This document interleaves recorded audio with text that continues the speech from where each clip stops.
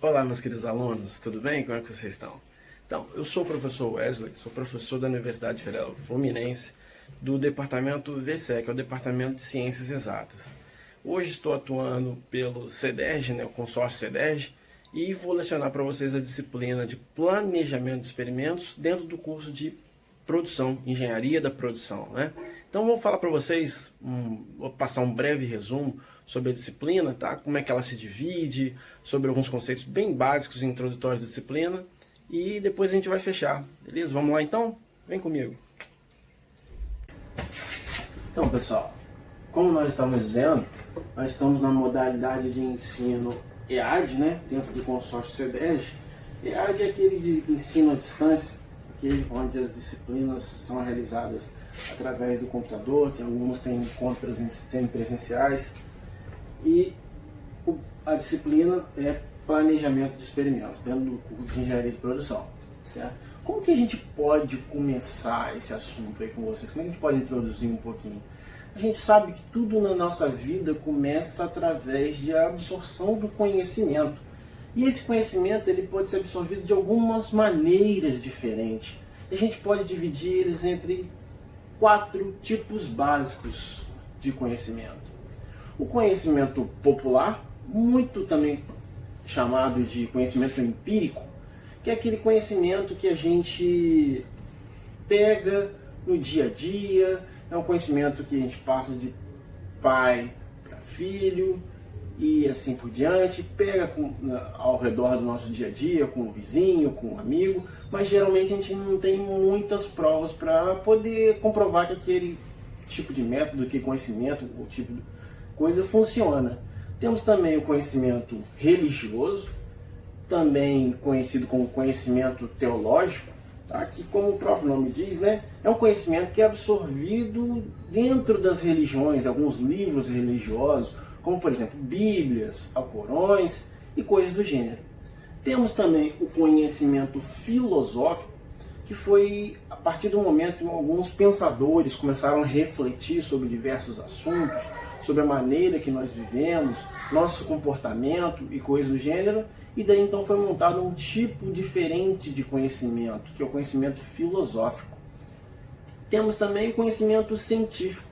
O conhecimento científico ele é um pouco diferente desses outros conhecimentos, né? Ele pega um pouco de cada conhecimento desse aí, mas ele tem assim uma metodologia para testar se aquele conhecimento é válido ou não. Ele faz às vezes alguns experimentos para aprovar aquele tipo de teoria ou não.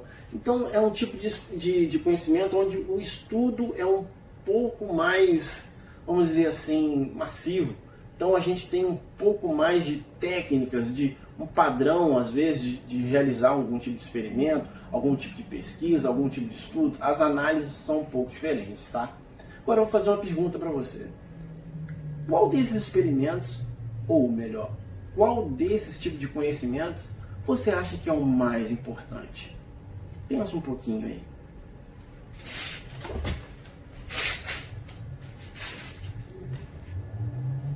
Então, como vocês puderam observar, a disciplina de planejamento de experimentos ela vai se enquadrar dentro desse último conhecimento que a gente acabou de ver aí, que seria o conhecimento científico, né? Onde muitas vezes nós temos que fazer alguns experimentos, e daí vem então a ideia de planejar esses experimentos, como eles devem ser. Só que esse planejamento não é um planejamento que eu tive uma ideia agora, vou tentar. São geralmente planejamentos baseados em técnicas, em modelos de estatística. Então você vai estar dentro de, pode ser um ambiente experimental, tá? E vai começar a testar algumas técnicas de análises a partir de modelos estatísticos. Vai testar com a estatística a validade daquilo que você está fazendo, vai tentar provar que está coerente aquele seu resultado. Tá? Então esses modelos estatísticos geralmente eles servem para fechar o seu experimento. E tem vários, tá? Existem vários tipos de modelo. Para cada situação nós temos um modelo um pouquinho diferenciado do outro. Tá? E esses modelos, no final das contas, eles nos trazem umas conclusões sobre o experimento, sobre a análise que está sendo realizada. Tá? Então esse tipo de estudo ele é muito, muito importante para a ciência de maneira geral, para todas as áreas, para a ciência, para a engenharia, para todas as áreas que a gente vai estudar. E para engenharia de produção não vai ser diferente, né?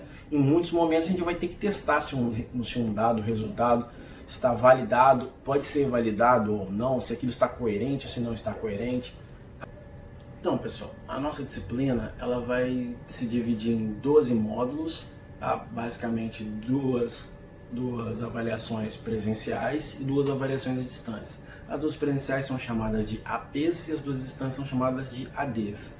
As APs e as ADs somadas, então a pessoa tem que atingir a pontuação mínima para a aprovação no curso. Caso isso não ocorra, ainda tem mais uma chance, que seria a AP3, né? Nós temos a AP1, a AP2, a D1, a D2, se não conseguir, teremos então a AP3.